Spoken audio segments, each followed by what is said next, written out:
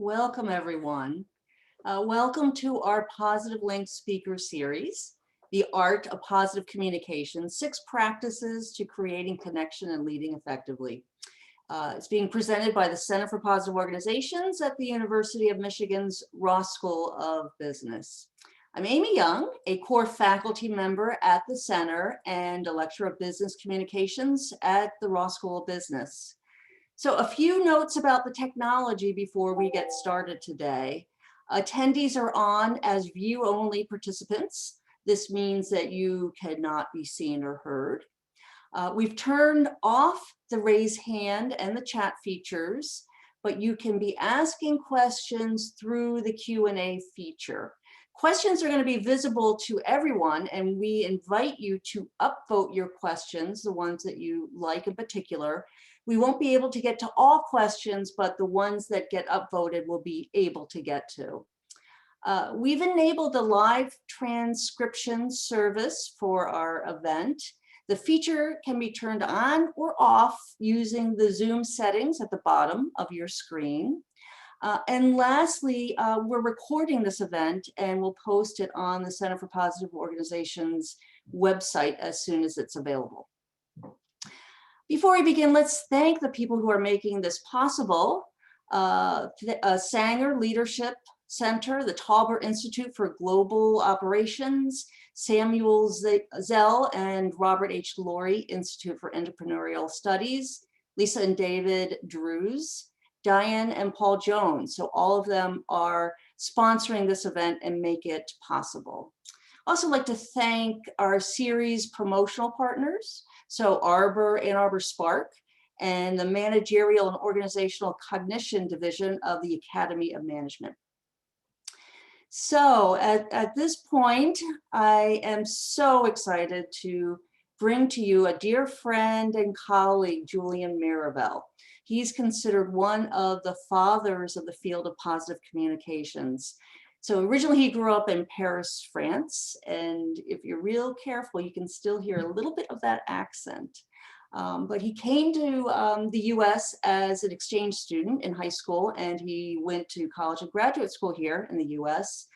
He got his PhD in communications from the University of Colorado at Boulder. He is a professor of applied communications at University of Arkansas, where they have one of the best positive communications programs around. And he's moved up the ranks. Currently, he is the dean of the College of Social Science and Communications. He has an extensive publication history. I continue to use his book, The Art of Positive Communications, in my class here at Ross called Positive Business Communications. I've learned a lot from what he has written, but I've learned more than anything by just the way he shows up in every interaction, where he's able to convey you matter more than anything else. So here I welcome you, Julian Marivelle.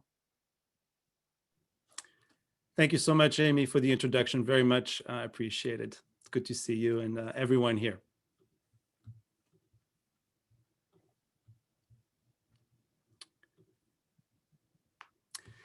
Okay, let's spend an hour together. I have a bit of a ritual that I like to begin every presentation that I do with groups, whether it's face-to-face or online.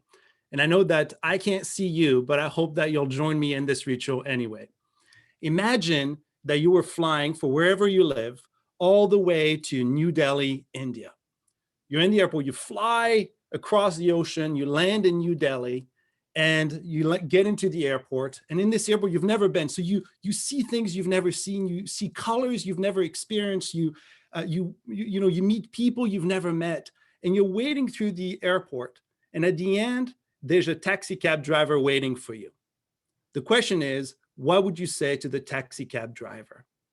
Very often, we'd want to use our own native tongue. We want to say hello, good morning, good afternoon, and we'd want people to meet us.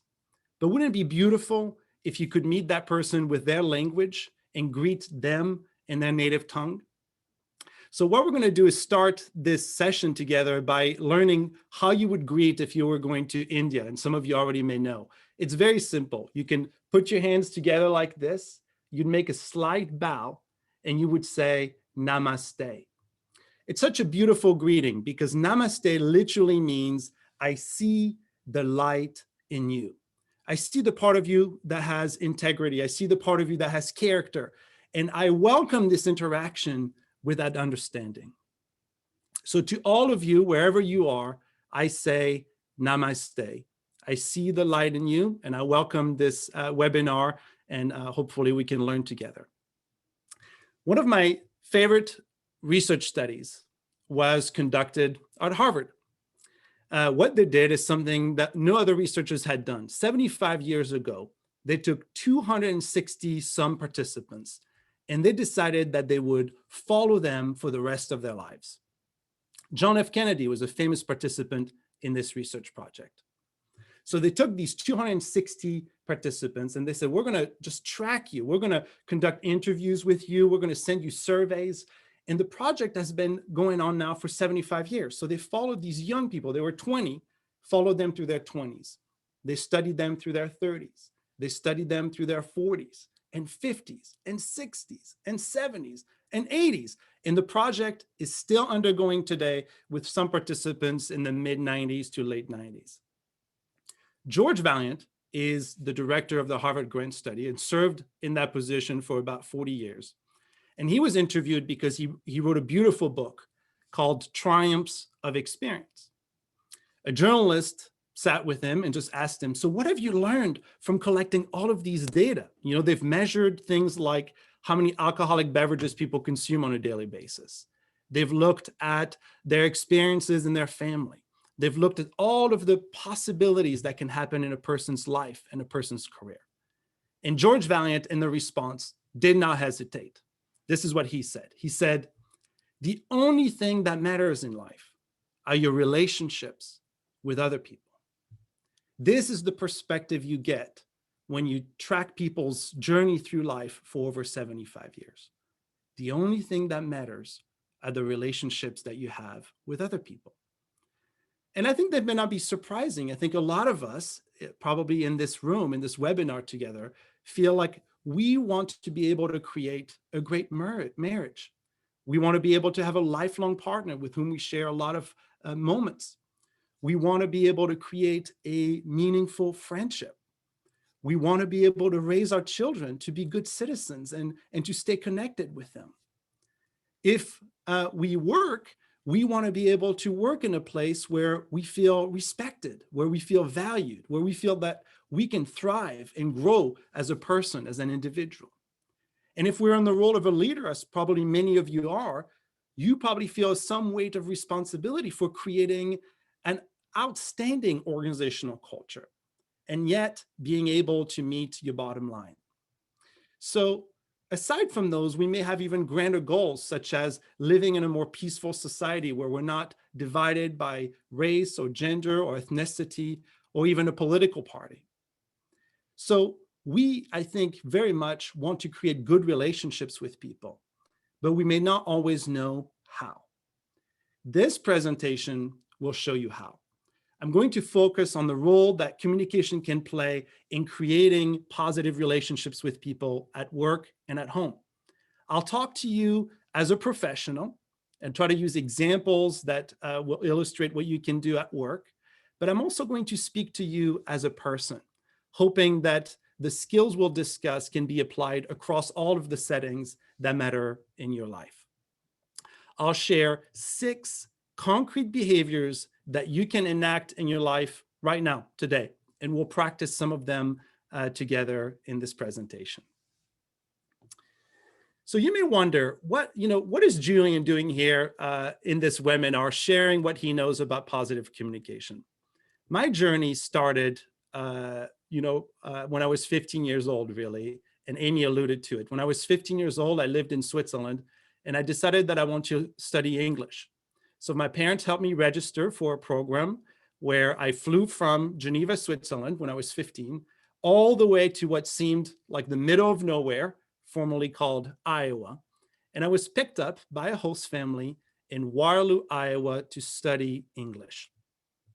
Now, I know you may not believe this today, but I actually spoke 0 English. I couldn't understand what people were telling me. I couldn't express myself. And I faced probably some of the most difficult months of my life. Because I was in some ways mute and in some ways deaf, I couldn't connect with people. I couldn't create interactions. I couldn't build friendships. But that experience taught me the most beautiful aspect of human communication, which is that as I learned to communicate, as I learned to speak, as I learned to listen, as I learned to connect, I was able to create a social network around me. It was human communication that set me free. I had such a fantastic experience as an exchange student that I continued my journey. I went to the University of Northern Iowa, where I fell in love with the study of human communication, and then have spent all of my adult professional career thinking, studying, researching, and sharing what I know about effective ethical communication. I have a master's and a PhD from the University of Colorado at Boulder, and I've been a professor here at the University of Arkansas at Little Rock for 15 years. When I joined this department, I met people that were really unbelievable, to be honest. Not only were there scholars of human communication, but there were people trying to practice what they were preaching in the classroom in their own lives. They were teaching people how to be kinder, but they were also living it. And as a result of meeting my colleagues, I decided to ask different questions in my research. And I want to share those questions with you so you know where I'm coming from. So the questions sound like this. What communication behaviors exemplify our best, exemplify our potential, what we're capable of doing? I want to know what we do when we are at our best. The second question is, what are some small actions that make a difference at work and at home? So I wanted to know, what are some small things that we can do that will help us interact more effectively in all contexts that we're a part of? And then finally, I've been asking, what communication behaviors have a butterfly effect? The concept of a butterfly effect is simple. It's a meteorologist who asked, does the flapping of a butterfly in Japan affect a tornado in Texas? The answer was yes. Now, I have no idea why, so don't put it on the questions that I have to face later. But I really wanted to know, what are small little things that we can do, small little butterfly moves that are going to have an effect on our life, on the life of our relationships, on the life of our groups, on the life of our communities, and hopefully make a positive difference in the world in which we are a part. From trying to ask these questions, I have written several books to try to synthesize what I have learned from my discipline, from my experience, and from the research that I've conducted. And in that work emerged a model that I want to share with you that we will focus on together. Let me introduce the model. This is the model of positive communication. It starts on top. I believe that there are 6 behaviors that really matter for creating better connections with people at work and at home. And they're very easy, they're very practical, and you can enact them today. I believe that when you greet, you have the power to create human contact. I believe that when you ask open-ended questions, that you can discover what you do not know, discover the unknown. I believe that when you choose to compliment, that you can affect people, who they are now, but also who they're going to become. I believe that when you choose to disclose with courage and integrity, that you can deepen the relationships that you are a part of. I believe that when you encourage and use communication as a gift, you can give what researchers call social support. I believe that when you listen deeply, authentically, that you can transcend the perceived differences that exist between you and other people.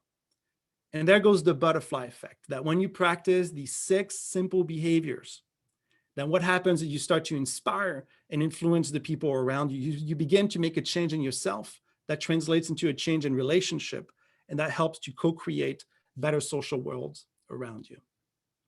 So the rest of this webinar is exploring each facet of this model. So by the end of it, hopefully you'll say, I understand what I can do as a leader and as a person. I'll argue that if you practice these behaviors, if you practice what the umbrella term is positive communication, it will help you grow as a person, develop as an individual, It's going to help you create high quality connections or high quality relationships. Here I'm drawing on the work of Jane Dutton. And lead effectively, because when you're in a position of power, you're in a position of responsibility.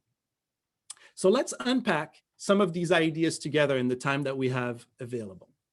The model begins with the power of greeting. Notice here I say that when you greet, you have the power to create human contact. The word create is very important because in most people's minds, people think that communication is a mode of transmission. They think, oh, I have this idea. Let me send it out. And once the message is sent, I will have accomplished the goal of communication. But in my field, we know that that's not how communication works. Communication is constitutive. It creates the reality and the experience that we have. Now, we're not going to be able to really do this. I like to have an exercise here, but we'll try anyways because it's kind of fun. If I asked you right now and said, please find a way to connect with me. You can do anything you want, but try to build a relationship with me in this moment, in this webinar, right now. Think for a moment, and it's very likely that you would not be able to do anything. We have cut your ability to chat. We have cut your ability to be seen. We have cut your ability to be heard. And because of that, you are now unable to interact with me. We are unable in some way to connect. I have a little bit more ability, but you would be in a position that it would be very difficult. If we take away communication, we take away relationship. In fact, I would propose that when you communicate, you are doing the work of relationship. So greeting is just a simple behavior, but it is the moment where you begin, start, initiate the process of making contact, which is what makes it so significant. Consider the words of Arvind Singhal, who is a professor of communication at the University of Texas at El Paso in a research project that I conducted a few years ago. This is what he said to me. He said, you know, Julian, if I say hello to my friend and the quality of our interaction is good, that relationship will continue. It is evolving, cascading, energizing potentiality that you seed when you make that first encounter. The power of greeting is in moving the opportunity and the possibility for making contact. We know it matters across contexts. We know, for example, that the most disrespectful thing a doctor can do when they meet with patient is not greet them. We know that in the context of learning, when faculty members greet their students, it actually affects learning. We know that the best managers and leaders create opportunities for connection. They check on their employees. They ask how they're doing. They're constantly in the process of building connection. I want to share with you one study that I hope can lead to a practical advice that illustrates this. This is the New Zealand Language at Work project, where scholars and researchers across disciplines decided they would study 9 different workplaces, putting recorders in all spaces, whether that was by the water fountain, in meetings and offices like this one, and recording those interactions, later transcribing them and then analyzing them. Fascinating findings that they've come up to. But there's one project that I really loved. This researcher decided they would look at email communication.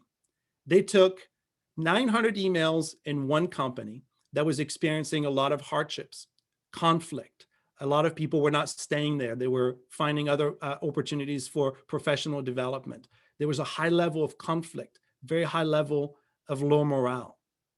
In the other organization, he collected 900 emails, but in that company, people celebrated birthdays. They were excited about each other. They seemed to have a very positive culture. The researcher couldn't see any difference until they looked very closely at those emails, and they noticed something striking.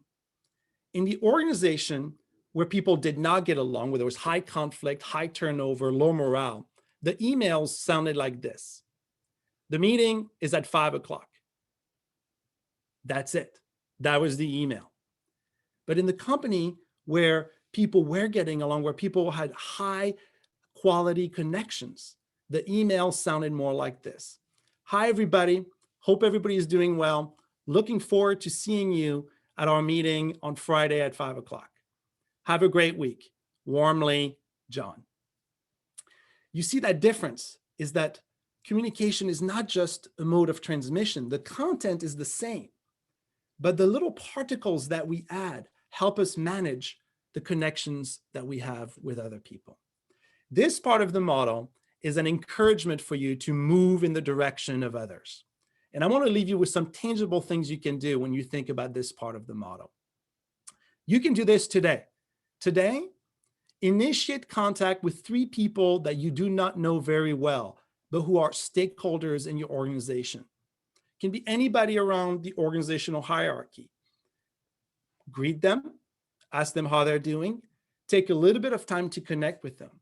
If you practice this, then you'd be able to create deeper connections with people around you. Draw on the New Zealand project and use warm openings and endings in all the emails that you sent. Make sure that there's a great opening, a connection in the body, and then a warm signing off. And then finally, you can use this idea and create lots of different institutional practices to invite conversation. That's the idea. When I was serving as dean, one of my favorite moments was what we called the monthly student lunch with the dean. We got all the students across all the disciplines. We fed them lunch because we knew a lot of our students didn't have much money. And all we did was connect them together. So a sociology student could meet with a communication student. You can take this piece of the model and create your own ideas.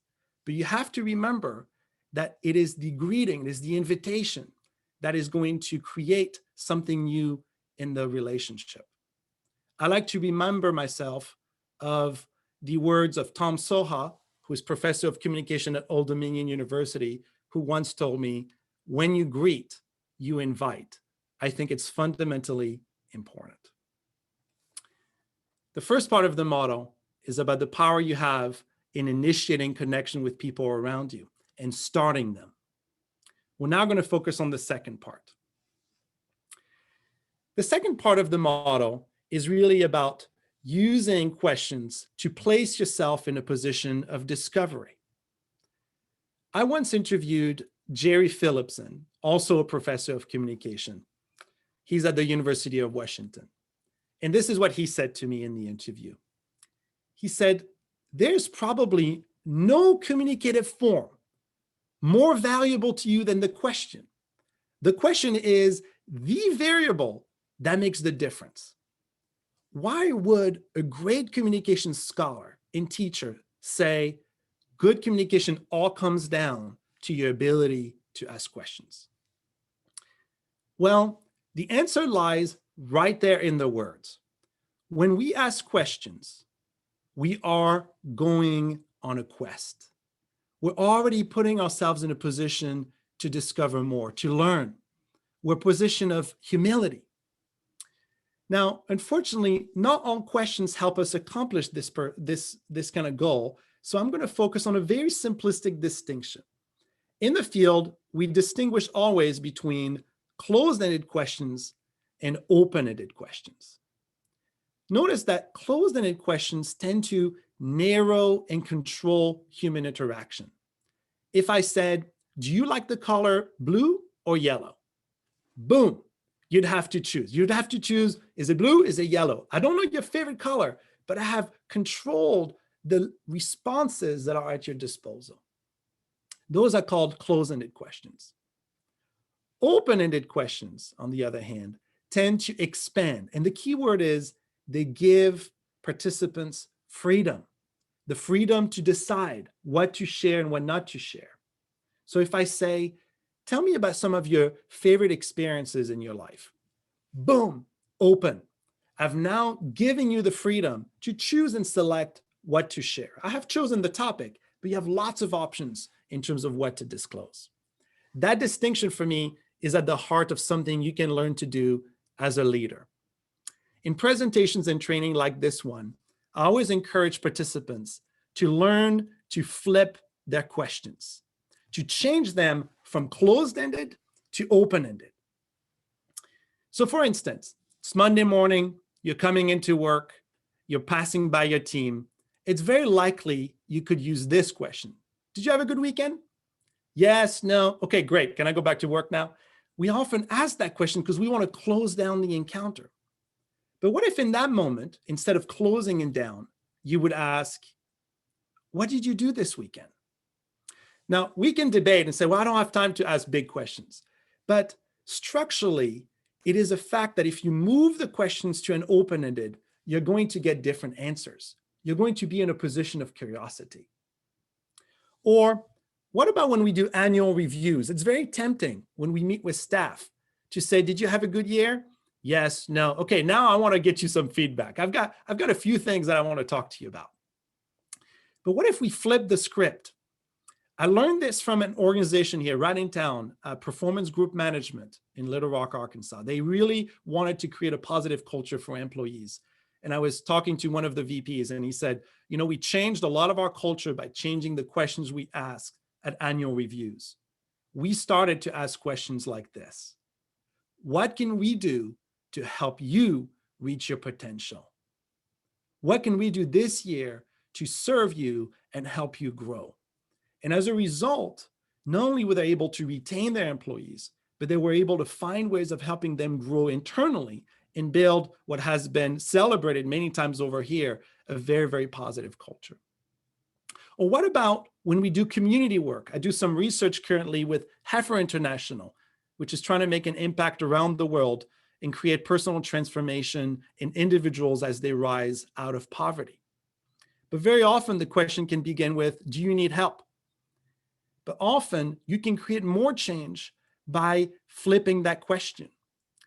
One of the previous CEOs of Heifer International was Joy Luck. And when she met with participants around the world, she often asked this question. She would say, what are your dreams? What are your hopes? And in asking the question, she actually was create personal change in the individual. As a person, we can make that flip. We can change from closed-ended questions to open-ended questions. In one book that I really enjoy about leadership called A Failure of Nerve, Edwin Friedman writes, in the search for the solution to any problems, questions are always more important than answers because the way one frames the questions predetermines the range of answers that one can conceive in response. If you can learn to flip your questions, you will learn to place yourself in a position of discovery, in a position of humility, and you'll learn a lot more about the people around you and their capacity. So now we reach the third part of the model. Notice here that it has the word effect. It's probably the most important word in the presentation. It's one of the single most important truth in the field of human communication. What we say, what we do affects people. It affects who they are in the moment, and it affects who they become. I think a lot about this as a father of 3 young children. What I say and do has an impact on who they think they are and who they're going to become. And so complementing the behavior is just one behavior across many that can illustrate our capacity for affecting people in a positive way. It should not be used in a robotic way. Sometimes when I do training, people ask me, so how many compliments should I use to get my staff to do what I want? This is not what I'm talking about here in this presentation. I am advocating for a way of being. Complimenting is the choice to affect who people are and who they become, their sense of self. Think for a moment about compliments that you have received in your own life. Let me give you a couple seconds. What is the best compliment that you have ever received? What has someone said to you that has positively impacted you? In the research that I've done on peak communication, we have found that often those moments comes from leaders. Often those moments come from managers and supervisors, from teachers. We look up to people And when they say something about us that resonate, we take it in and we integrate it. One of the moments that took place for me was almost 10 years ago now. I was a young professor standing very much in this office. And on a Friday afternoon, I get a phone call. I pick up the phone, and it's David Belcher, who at the time was provost of the University of Arkansas at Little Rock. And he was transitioning to a new job as chancellor. So I answered the phone. He says, I pick it up. And he says, Julian, I'm giving a few phone calls here before transitioning to my new position. And I want to let you know that I really think it's going to be amazing to see who you're going to become as a leader in the next 10 years. I really believe in you, and I think you're going to make great contributions to this university and beyond. Now, how many times can this take place in a person's life? David Belcher went on to become a great chancellor in North Carolina. Unfortunately, he passed away more than a year ago now. But when he passed away, the entire campus, the entire community across the state and across the nation celebrated him for the impact that he had made on students and faculty and staff all around. And one of the reasons that I think people celebrated him in this way is because he was the kind of leader who would take a few minutes to make phone calls on a Friday afternoon to let people know that he believed in them. You can do that too. That's the point of the model. Today, you can think of 3 people that you really value around you and deliver compliments to them about their strength. You can send an email to your team and say, I want to celebrate the work that you've done and the strength that you've shown, especially as we respond to a global pandemic. You can also more intrapersonally reflect on what is going well instead of just focusing on what's not working. Those are choices. And this piece of the model reminds us that our communication affects people. And we may not always be able to do it, but you can choose to express in others the strength you see in them. When you choose to compliment, you are choosing to affect both who people are in the moment, but also who they're going to become. That's the third part of the model. The fourth part is about the power of disclosure. Earlier, I said that one of the most important truths of human interaction is that we affect each other. This is the second truth. This feeling that we get with people, this feeling of connection, this feeling of closeness, this feeling of collegiality and love. Well, it's not a state that we can hold on to. It's not something we have. It is something we do. And the way we go about enacting this love, enacting this collegiality, is by the act of disclosure.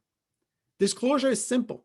It's just the act of revealing how you think, how you feel, who you are in an authentic way. And when you do that, what you're able to do is to deepen the relationships that you have with other people. I interviewed for my second book, Valerie Manusov, who is a professor of communication also at the University of Washington. It was a very powerful interview because she was reflecting with me on her own life, on her own communication, her own strength in areas that she wished she would have been able to change. So here was a communication scholar, a communication professor sharing this with me. She said, Julian, I never knew the extent to which my own fear was coming across as not being open or as being reticent. And that is not a very engaging way to be.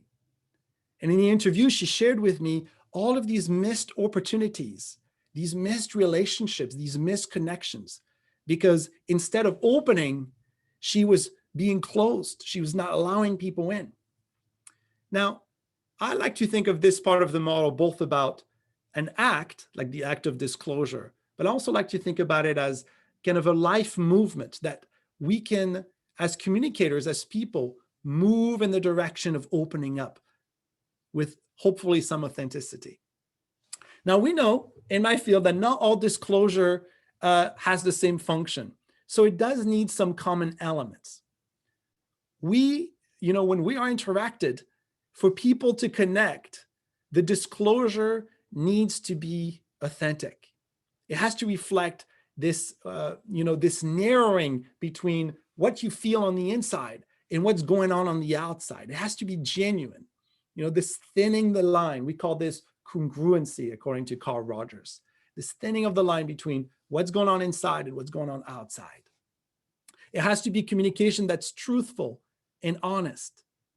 It has to be communication that's personal, that reflects truly what you think, what you value.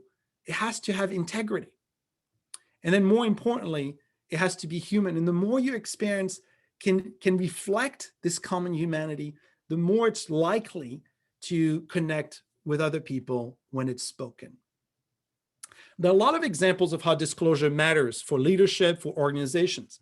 For example, my good friend Robert Ulmer, who is Dean at the University of Nevada, Las Vegas, is an expert in crisis communication. And through all of the research that they've done, they've shown that when leaders respond with openness and disclosure, they actually respond much more effectively to the crisis that they're managing, because they end up caring about their stakeholders, but also more importantly, learning from the crisis. So that's one example. But today I wanted to do something very personal. So I'm going to ask you to do this. I will try to give you a little bit of time, maybe 2 minutes, and you're not going to need very much, but we're going to try to do it together. There is, almost 1,000 people here, and we can do this beautiful positive act as one. In this moment, together, we can choose to express gratitude. It meets the perfect criteria for disclosure that is authentic, disclosure that is personal, disclosure that is human. So I'd like you to take your phone, right here, I've got mine, and I'd like you to think of somebody that you can text right now and just share with them that you're grateful for them. I have a few requests. When you send the email, please remember, don't tell them that you're taking a webinar and that I've asked you to send them a message of gratitude. Just pick someone and then just say, I'm thinking of you here, and I just wanted you to know that I'm grateful to have you in my life. That's an example. Let's take 1 minute to do this, and then I'm going to join back. I'm going to do it with you, and I hope you can do it with me too.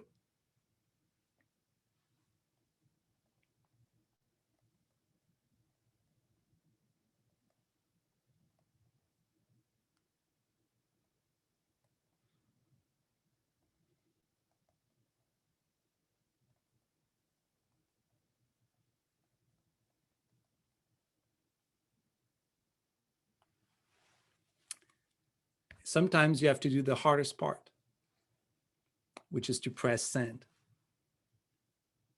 You can also pay attention to the feelings going on inside of you, the responses that you're having. Should I do it? Should I not do it? How they're going to respond? There's probably a bunch of stuff happening, but it's okay. In this moment, you can just choose to express it. That's disclosure. I always like to share this story. When I did this with a live group once with 300 people, we're all in the audience. And I said, okay, let's send these beautiful messages of gratitude. So one person at the end raised their hand and said, oh, I got a message back. I got a message back. So I pointed at them. I said, what did they say? And her response was, who the hell is this? It doesn't mean that what we create will always be responded to. But what we're doing with positive communication is creating the conditions, creating the opportunities for better connection. When I think about this part of the model, I try to remind myself of the words of Hugh Prather, an author of several books, who wrote, I must do these things in order to communicate. I need to become aware of you, that is, discover you. I need to make you aware of me, that is, uncover myself. And then I need to be ready to change during our conversation.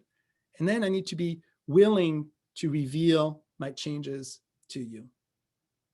When you choose to disclose, our fourth behavior, you're also choosing to deepen the relationships that are around you.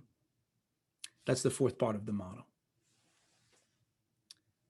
Let's focus on the fifth part. Human communication, I would argue, is just as tangible a way of giving as giving money or as giving an object. And if you think about it, it's true. We use communication to give love. We use communication to give affection. And we use communication to provide social support. In this part of the model, I focus on the act of encouraging, that we can choose to encourage others as a way to use communication as a gift and to give social support, well documented in the literature and the research that's been done across contexts. But I'm going to take it from a different angle today. One of my favorite books is Dan Millman's Way of the Peaceful Warrior. In that book, he shares a story of a young college student named Dan who has everything in the world to be happy, but finds himself in the middle of the night, still in this very dark place. So one night, he goes on a run, goes to a gas station, and meets a character named Socrates. Socrates becomes his mentor. But at one point, Socrates is tired of his mentee. And so he tells Dan, why don't you go sit on a rock for a while, and you can come back when you've got something meaningful to say, because you're just babbling on and not making any sense. So Dan sits on the rock, goes, sits on the rock, comes right back and says, I've got this, Socrates. Love is all you need. Socrates looks at him, points at the rock, go back to the rock. So Dan decides to sit on the rock. You know, he tries a couple times to escape, but in the end, he asks himself, what could I really share with my mentor that is of value? What do I really have to give to him that could also teach him something? What can I add to the conversation? So he sits on this rock all night and nothing comes. But suddenly, as the sun is rising, he sees a couple and they're kissing just in the horizon. But everything starts to slow down. So he rushes to Socrates. He says, Socrates, Socrates, Socrates, I've got this. I've got this. There are no ordinary moments. Every moment that we face together, we'll never be able to reproduce them. There are one instance that we'll never have again. There are no ordinary moments. And I believe that with communication, we can transform any ordinary moment into an extraordinary one by what we say and share with other people, no matter what our role is. I'll give you an example. I used to always tell my students, if they struggled, I would say, hey, why don't you just, ride the wave a little bit. Just get on the surfboard and let the wave take you. Why are you struggling so much? Just enjoy the journey. Well, one year I was having a hard time. I was chair of a department at the time, and my task was to use positive communication to bring people back together. They had been very divided and very hurt. So my goal was to try to recreate a positive culture. And in trying to do so, I would come home every night and I'd tell my wife, I don't know what I'm going to do. How am I going to solve this problem? Days, I really struggled. One morning, I got to my office, opened my computer, and I get an email from my wife. I opened the email, and this is what I found. Inside was the message, ride the wave, baby.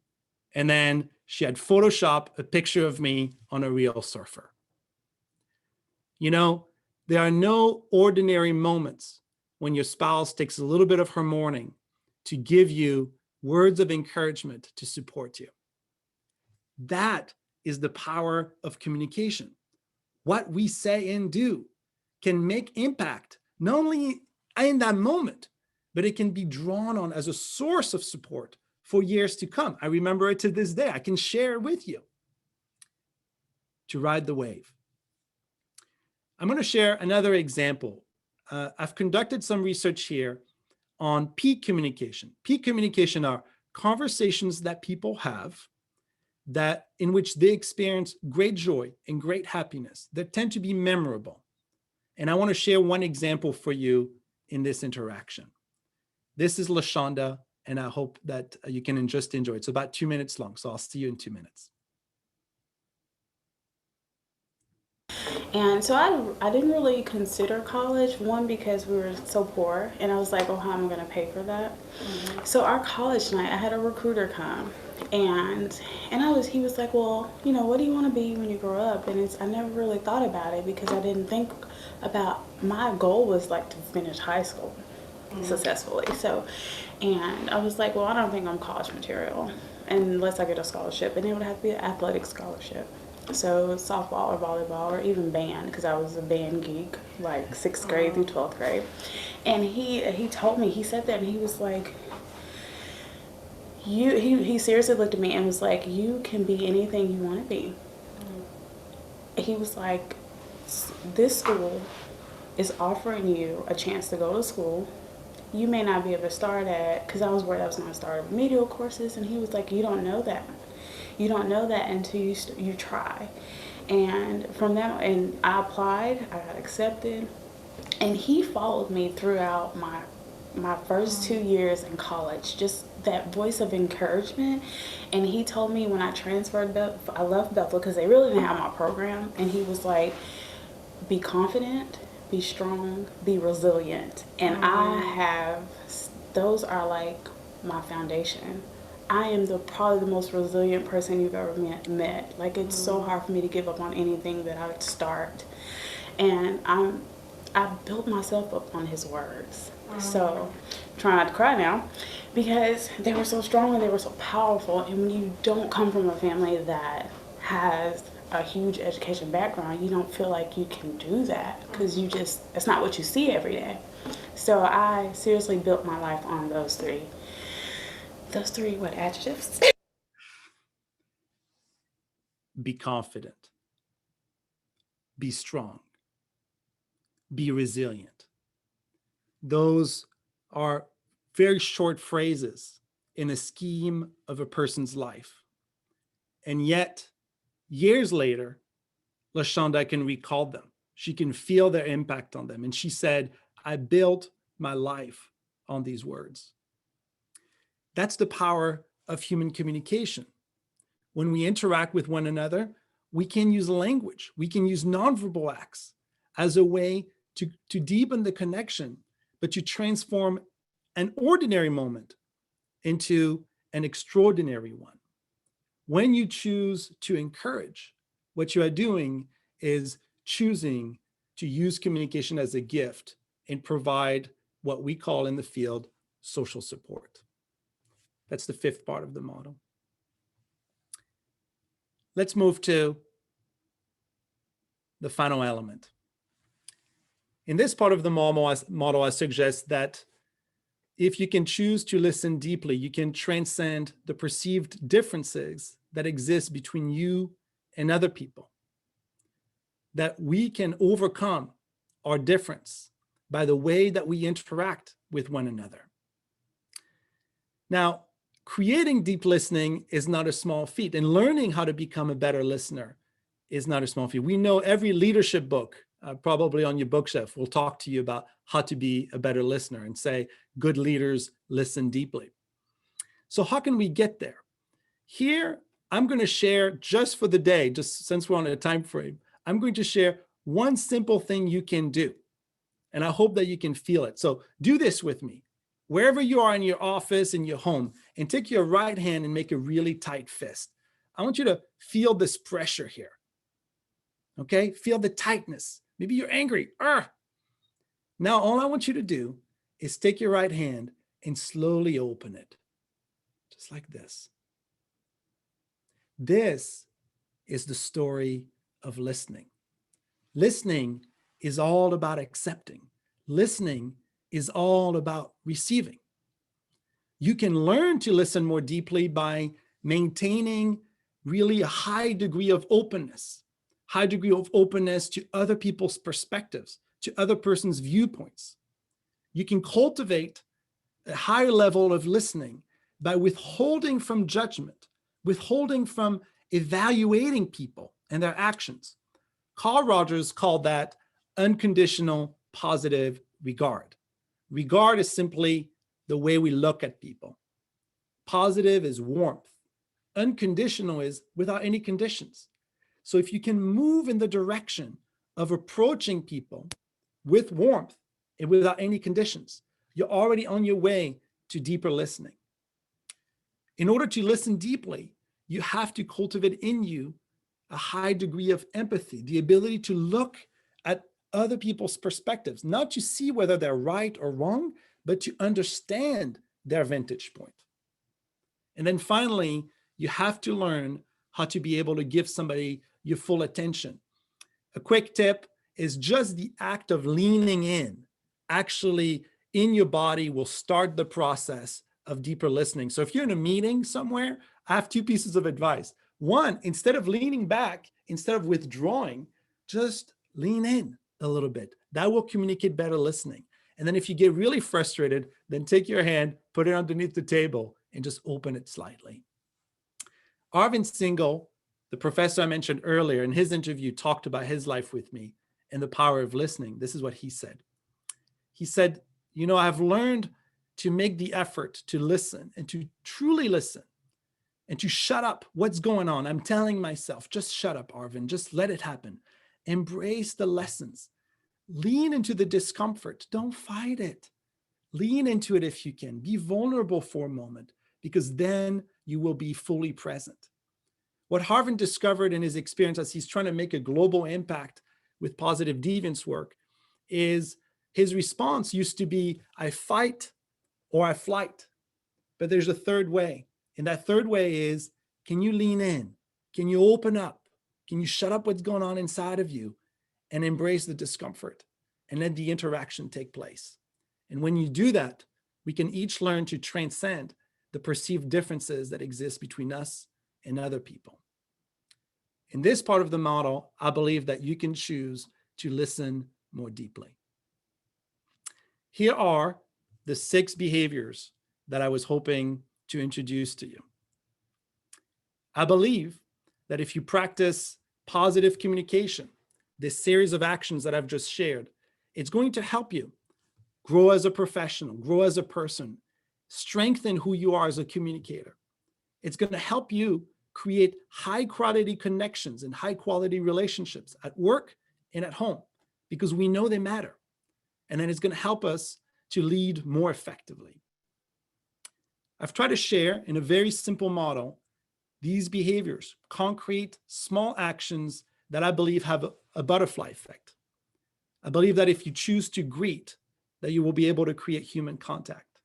I believe that if you choose to ask open-ended questions, you'll be able to discover the unknown. I believe that if you choose to compliment, you'll be able to affect who you are, who people are, and who they become, their sense of self. I believe that if you choose to disclose with courage and vulnerability, that you can manage crisis better, but also deepen the relational network that matters in your life. I believe that if you choose to encourage, that you can give others the support they need to develop and succeed. And I believe that if you choose to listen with depth, with authenticity, that you can transcend the perceived differences that exist between you and other people. And when you make these small actions, you're beginning a butterfly effect. You're starting to change the script on your interaction, which affects the relationships in which you are a part, that you care about, the groups in which you work, the communities in which you live, and help hopefully to co-create a better social world in our society and beyond. I really believe that George Valiant is right. The only thing that matters in life are the relationships that you have with other people. But what I've tried to show you in this presentation is you cannot have good relationships with good communication, but that if you naturally change the way you interact and communicate, you will naturally change the quality of the relationships that you have around you. On that journey of trying to improve who you are as a communicator and as a person, I wish you the very best, but please know that I definitely see the light in you. Namaste, and thank you so much for having me.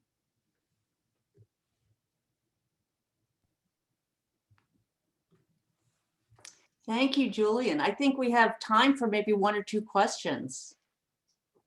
Okay, I have questions here. Some of them are rising to the top. So the first one is, How do you deal with a person who is defensive or combative when asking open-ended questions? That's a great question, and I would need to know a little bit more about the context. A couple things may be happening. Sometimes we feel like we're asking open-ended questions, but they're not truly with a purpose of discovery. They may be leading. So we haven't talked about this in the presentation, but it's important to develop neutral, non-leading questions. So neutral, open-ended questions. So sometimes we feel that people are responding defensively, but we may be asking the kinds of questions that are creating that. Now, if an open-ended question is creating more defensiveness, it's sometimes helpful to follow it up with an open question. I can see that you're reacting very defensively here.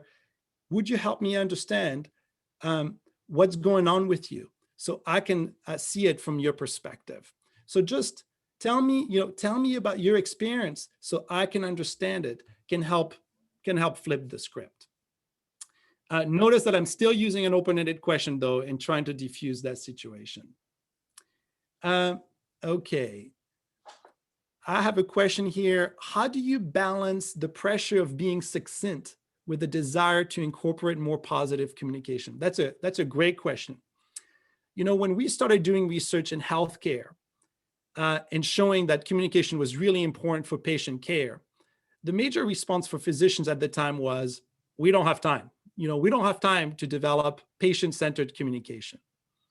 But what the research has shown is that when physicians engage in patient-centered communication, they actually treat the problems early on so they don't have to deal with it later on. So I would say we often make decisions because we're thinking about the moment, but if we handle that moment beautifully, we probably are avoiding lots of problems down the line. So in order to answer your question, I just can't help but think back of that literature in the context where, well, we don't have time. I have 8 minutes with a patient. Well, that's great. But if you ask, tell me about what's bringing you to what's bringing you in, you're at least opening up the interaction more than, assuming that there's only one problem the patient has coming to see you. So I would say shift the value to incorporating positive communication. And you may see that it may feel like you're investing more time early on, but it may create more opportunities to be liberated later on. It's a kind of a long-term view on interaction. Okay, thank you so much for asking that question. Let's take one more. Does that sound good? Okay, yes, somebody said, I'd like to ask if your model is applicable to other cultures with different communication styles. So it's undeniable that there are cultural differences, and I'm not going to debate that today. But I do think that we are more similar than different. In all places where I've traveled, in all cultures we've studied, greeting sequences exist. Now, it may be bonjour, maybe in France, it may be namaste, it may be, a different beginning, ciao, but no matter where we go, there's a greeting sequence.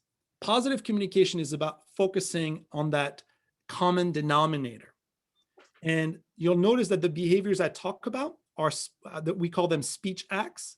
So as speech acts, they actually transcend culture because it's just what words are designed to accomplish. And they can have those functions across cultures. I'll say this with the time that I have, fully acknowledging that it's a little bit more complex here. And I wish we could sit down together and take it apart a little bit more. Thank you for your question.